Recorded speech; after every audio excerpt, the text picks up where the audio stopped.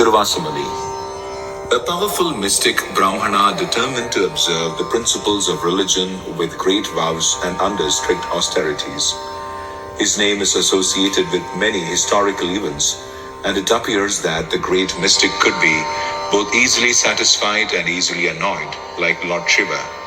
When he was satisfied, he could do tremendous good to the servitor, but if he was dissatisfied, he could bring about the greatest calamity.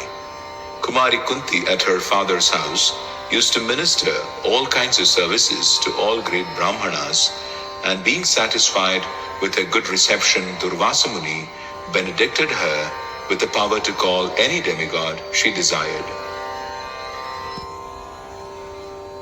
It is understood that he was a plenary incarnation of Lord Shiva, and thus he could be either easily satisfied or annoyed. He was a great devotee of Lord Shiva, and by Lord Shiva's order, he accepted the priesthood of King Shvetaketu because of the king's performance of sacrifice for 100 years.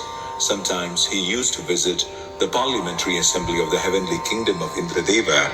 He could travel in space by his great mystic powers, and it is understood that he traveled a great distance through space, even up to the Vaikuntha planets beyond material space.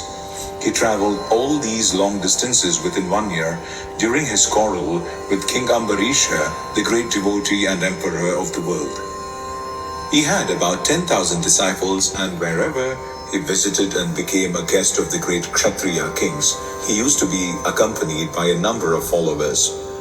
Once he visited the house of Duryodhana, the enemy cousin of Maharaja Yudhishthira. Duryodhana was intelligent enough to satisfy the Brahmana by all means, and the great Rishi wanted to give some benediction to Duryodhana. Duryodhana knew his mystic powers, and he knew also that the mystic Brahmana, if dissatisfied, could cause some havoc, and thus he designed to engage the Brahmanas to show his wrath upon his enemy cousins, the Pandavas. When the Rishi wanted to award some benediction to Duryodhana, the latter wished that he should visit the house of Maharaja Yudhishthira, who was the eldest and chief among all his cousins. But by his request, he would go to him after he had finished his meals with his queen, Draupadi. Duryodhana knew that after Draupadi's dinner, it would be impossible for Maharaja Yudhishthira to receive such a large number of Brahmana guests, and thus the Rishi would be annoyed and would create some trouble for his cousin, Maharaja Yudhishthira.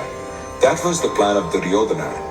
Durvasa Muni agreed to this proposal, and he approached the king in exile according to the plan of Duryodhana after the king and Draupadi had finished their meals. On his arrival at the door of Maharaja Yudhishthira, he was at once well received, and the king requested him to finish his noontime religious rites in the river, for by that time the foodstuff would be prepared.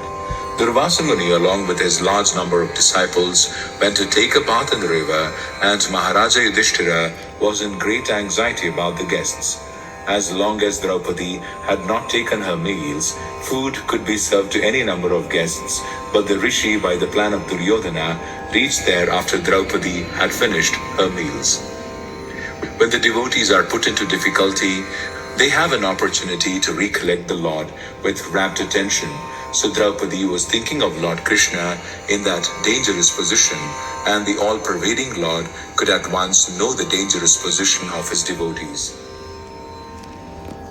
He therefore came there on the scene and asked Draupadi to give whatever food she might have in her stock.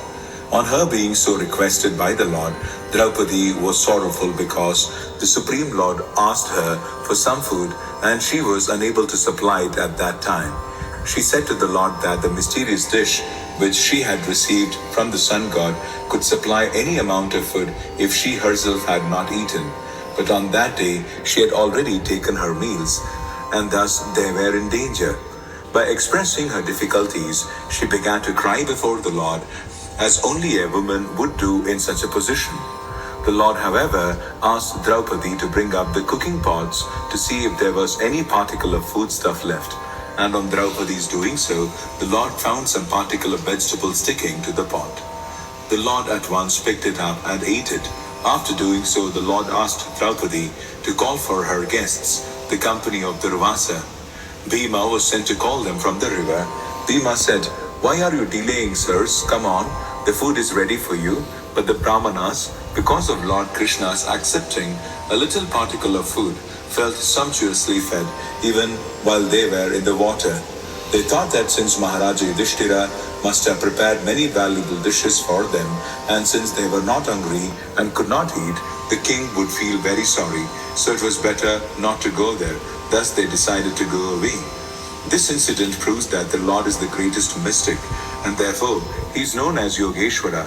Another instruction is that every householder must offer food to the Lord, and the result will be that everyone, even a company of guests numbering 10,000, will be satisfied because of the Lord's being satisfied. That is the way of devotional service.